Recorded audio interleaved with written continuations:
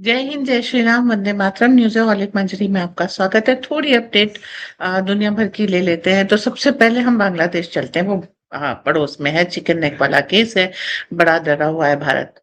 97% बांग्लादेश भारत में एम्बेडेड है। वहां की पार्लियामेंट डरी हुई है और अब तो हिमंता विश्व शर्मा के एक बयान पर भारत के एनवॉय को बुला लिया है। नेचुरली घुसपैठी एक समस्या है, असम में भी, बंगाल में भी। अब बंगाल में अभी तक तो पूरी फैसिलिटी थी। टीएमसी के जो का नेता वेता थे, उनके घर से एक टनल सीधे बांग्लादेश जाती थी और वहां से जो है लोग आते थे, उनका आधार वगैरह पहले से प्रिपेयर्ड होता था एंड इस तरीके से ये काम चल रहा था। ऑफिशियल नेटवर्क इस पे जब क्रैकडाउन हुआ तो सारी सुइयां आके बंगाल पे अटक गई। जब फेंसिंग करनी चाहिए तो बंगाल ने जो है अपनी भूमि नहीं दी, वगैरह वगैरह। तो जो कुछ होना था हो चुका। सबको मालूम है कि 4 मई दी गई, बंगाल सुधरेगा, असम सुधरेगा। बांग्लादेश की शामत आ गई, वो बेचारे डरे हुए हैं। सारे लीगल्स वापस आ गए तो रखेंगे कहाँ।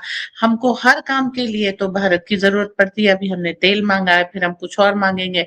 अब भारत वो कांग्रेस वाला तो रहा नहीं कि कुछ देगा तो कुछ लेगा नहीं। यहाँ तो लेन देन होता है। तो अगर तुम्हें तेल चाहिए तो बदले में क्या दोगे। वो लोग जो बांग्लादेश के इलेक्शन पे बहुत परेशान हो रहे थे कि ये यहाँ पर जिहादी जीत गया, ये हो गया, वो हो गया, ये रेडिकल है, वो रेडिकल है, अब तो बांग्लादेश हाथ से निकल गया। मोदी जी ने कहा था 4 मई के बाद बांग्लादेश का इलाज करेंगे, जस्ट वेट। आज 3 तारीख है, ठीक। बंगाल में भी वो रिपोलिंग हो रही है 21 मई को। दस मतलब इलेक्शन आप जीता ही समझिए। अब आ जाते हैं ट्रंप ने क्या किया। जियो पॉलिटिक्स बिना ट्रंप के पूरी नहीं होती। तो सबसे पहला काम तो उन्होंने कर दिया कि क्यूबा के ऊपर हम अधिकार करेंगे, ये घोषणा कर दी। एक दिन लड़ाई अभी इन्होंने घोषित की कि हमारी हॉर्मुज से लड़ाई बंद हो गई, तो दूसरी जगह खोलनी भी तो है। तो हॉर्मुज में लड़ाई क्यों बंद हो गई? क्योंकि 60 दिन तक अगर वहां लड़ते रहते तो आ, अमेरिकी संसद का अप्रूवल लेना पड़ता। तो उन्होंने 7 दिन से पहले ही लड़ाई बंदी की घोषणा कर दी। अब संसद से अप्रूवल नहीं होगा तो अब अगर मान लीजिए कि ईरान ने कुछ फायर कर दिया, मान लीजिए, हाइपोथेटिकल है, हम तो बहुत कुछ मान लेते हैं। तो अगर मान लीजिए ईरान ने ऐसा कह दिया, कर दिया, तो फिर ये उससे नई लड़ाई कि वो करेंगे और अगले 7 दिन तक फिर जो भी काम है वो करते रहे। इसके अलावा अमेरिका ने एक बहुत अच्छा काम किया। 657 भारत से चोरी गए किए गए आर्टिफैक्ट्स को लौटा रहे हैं। $मिलियन में इनकी कीमत है और ये सभी देवी देवताओं की मूर्ति वगैरह थी। तो भगवान घर लौट आए। ये एक बहुत शुभ संदेश है। और ये करने के बाद जब किंग चार्ल्स वहां गए थे तो ममदानी ने कह ही दिया था, कोहिनूर लौटा दो। अब कुछ लोग बवाल कर रहे हैं, किसको लौटा दो? अरे भाई, लौटा दो का मतलब है जहां से लाए थे वहां पे वापस कर दो। भारत से ले गए थे, भारत को वापस कर दो। That's it. ठीक है, तो यहाँ पर एक चीज हो गई। तो अगर यूरोप काफी हद तक भारत के आर्टिफैक्ट्स वापस कर देता है तो उनके खजाने में अच्छी खासी कमी आएगी। लेकिन इसके ऊपर भी ट्रंप ने 2 काम किए। एक, पहला, वो जर्मनी से और फ्रांस से, इटली से अपने सोल्जर्स वापस बुलाने की बात कर रहा है। यस, नेटो डिसमेंटल हो रहा है, जिसको लिए 1 साल का पीरियड था और अब वो इसकी ओर, दिशा की ओर आगे बढ़ रहा है। दूसरी चीज उन्होंने क्या किया, 25% जो टैरिफ है वो यूरोप की कार के ऊपर लगा दिया है। मतलब अब यूरोप की कारें अमेरिका में और ज्यादा महंगी हो जाएंगी। तो वो एक गाना था ना, दोस्त दोस्त ना रहा। ठीक वहां तक तो ठीक है, ये दुश्मनी निभाने किया एक नया चलन। अब इससे फायदा, मैं तो कहती हूँ ट्रम्प मोदी के दोस्त है, मोदी के फैन है। भाई, मदर ऑफ ऑल डील आप 26 जनवरी को साइन करके बैठे हो, हाँ, तो उसका फायदा उठाओ, यूरोप में अपनी पहुंच बढ़ाओ।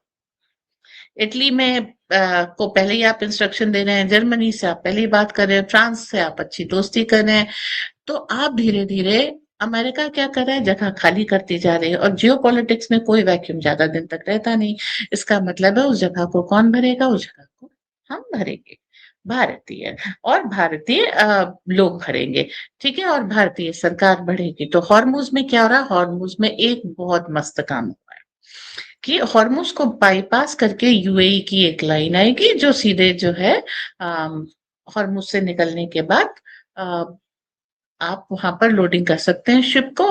हॉर्मुज पे अगर ईरान का ब्लॉकेड है तो वो बरकरार रहे, ईरान का झंडा बुलंद रहे। आई मीन, अगेन ये टॉन्ट है भाई, लेकिन हमको कोई फर्क नहीं पड़ता। इसीलिए मोदी जी ओमान गए थे और ओमान से उन्होंने एक पुरानी शिपिंग लाइन, एक 2000 साल पुराने शिप के साथ शुरू की थी कि ये चीज हमारे इंटरेस्ट में है। ओके। तो अब यूएई का क्या है, यूएई को अब अगर देखिए वो ओपेक से निकल आया, तो अब हमें सस्ता तेल मिलेगा, ज्यादा तेल मिलेगा, और इसके साथ साथ हॉर्मोज को क्रॉस करके मिलेगा। तो किसी भी तरीके की हम लोगों को ये बॉटल नेक, चिकन नेक और इन सब चीजों के तरह तरह की नेक्स का सामना नहीं करना पड़ेगा। आराम से हमें तेल मिल जाएगा और उससे सस्ता मिल जाएगा। करेंसी जो भी ये दोनों देश वो करे, इसमें डॉलर की जरूरत नहीं पड़ेगी। तो जो लड़ाई हॉर्मोज में हुई उससे भारत को प्रॉफिट हो गया। तो जो यहाँ पर लोग शोर मचा रहे हैं ना, तेल खत्म हो गया, ये खत्म हो गया, अब प्राइसेस बढ़ जाएंगे और महंगाई बढ़ जाएगी और ये हो जाएगा, मतलब वो कहते हैं कि डोलीना का पास कुछ ऐसे करके है कि कुछ है नहीं बेस, बट बातें करने के लिए गालिब ख्याल अच्छा है। तो ऐसे डूम्सडे कॉन्स्पिरेटर्स के लिए के पास अब कोई और नया टॉपिक नहीं रहेगा।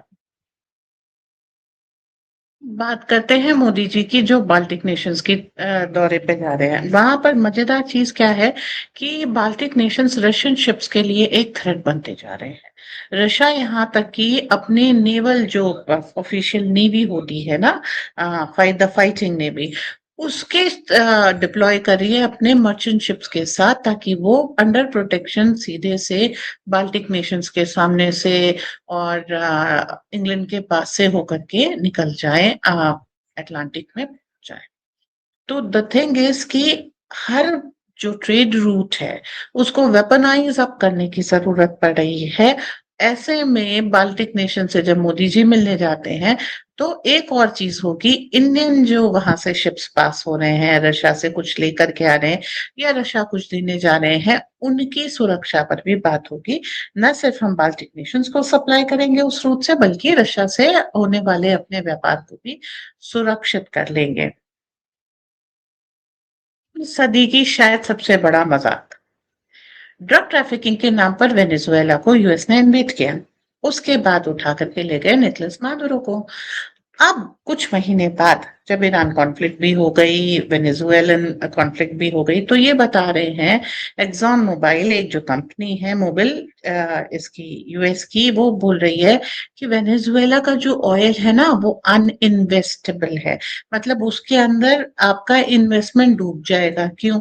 हमारे पास उस ऑयल को रिफाइन करने की क्षमता नहीं है। अगर ऐसे ही क्रूड का क्रूड बेच देंगे तो कोई फायदा नहीं होगा, और अगर क्रूड को रिफाइन करेंगे तो भारत लाना पड़ेगा। तो अब क्या होगा? देखो, एक प्रेशर होता है यूएस प्रेसिडेंट पे, किसका? ऑयल कंपनीज का। तो अब वहां पर उन्होंने पहले मादुरो को ले लिया, ये सब कर दिया। अब उनको खुले हाथ वेनेजुएलन ऑयल को छोड़ना पड़ेगा, क्योंकि ये जो कंपनीज थी जिनकी लालच की वजह से ये हो रहा था, वो सारी कंपनीज बैक ट्रैक कर रही हैं। और बैक ट्रैक करने के साथ साथ अब जो अवेलेबिलिटी है वेनेजुएलन ऑयल की वर्ल्ड में वो बढ़ गई। जिसके पास उसको प्यूरिफाई करने की कैपेसिटी है वो आकर के ले जाए। तो रशियन ऑयल फ्री हो गया, Iranian oil with checks free हो गया, वेनेजुएलन ऑयल फ्री हो गया। नुकसान किसका हुआ ये आप कैलकुलेट कर लीजिए। तो जियो पॉलिटिक्स में कभी कभी कहते हैं ना, सीधी उंगली से घी नहीं निकलता, तो कुछ ड्रामे, कुछ तमाशे ये सब करने पड़ते हैं। थोड़े से सेटबैक्स के साथ उस चीज को उन्होंने पूरी तौर पे कवर कर लिया। अब वेनेजुएला से धीरे धीरे ये एक्सन और जितनी भी मोबाइल कंपनीज है ये निकलना शुरू हो जाएंगी, इसके साथ ऑयल फ्री हो जाएगा। तो एक जो नैरेटिव प्रेस के द्वारा बनाया जा रहा था कि ऑयल संकट है, ऑयल संकट है, ऑयल संकट है, थोड़े दिन के लिए था, पर अल्टीमेटली ये एक कठिन सवाल की तरह से अब ये सॉल्यूशन की तरफ आ रहा है। अगर बाकी सारे लोग संगठित होकर के इस पे काम करेंगे तो देखिएगा ये ऑयल संकट अब विश्व के लिए खत्म होता जाएगा। यस, ऑल्टरनेट जो चीज है, जो ग्रीन एनर्जी है, उसका यूज इसके साथ साथ बढ़ता जाए। तो जो थोड़े समय के लिए संकट था, जिसमें सबने त्राहिमाम चिल्लाना शुरू कर दिया था, अब वो लंबे सॉल्यूशन की तरफ परिवर्तित हो रहा है। हमें सुनने के लिए धन्यवाद। प्लीज चैनल को लाइक, शेयर और सब्सक्राइब कीजिएगा। जय हिंद, वंदे मातरम।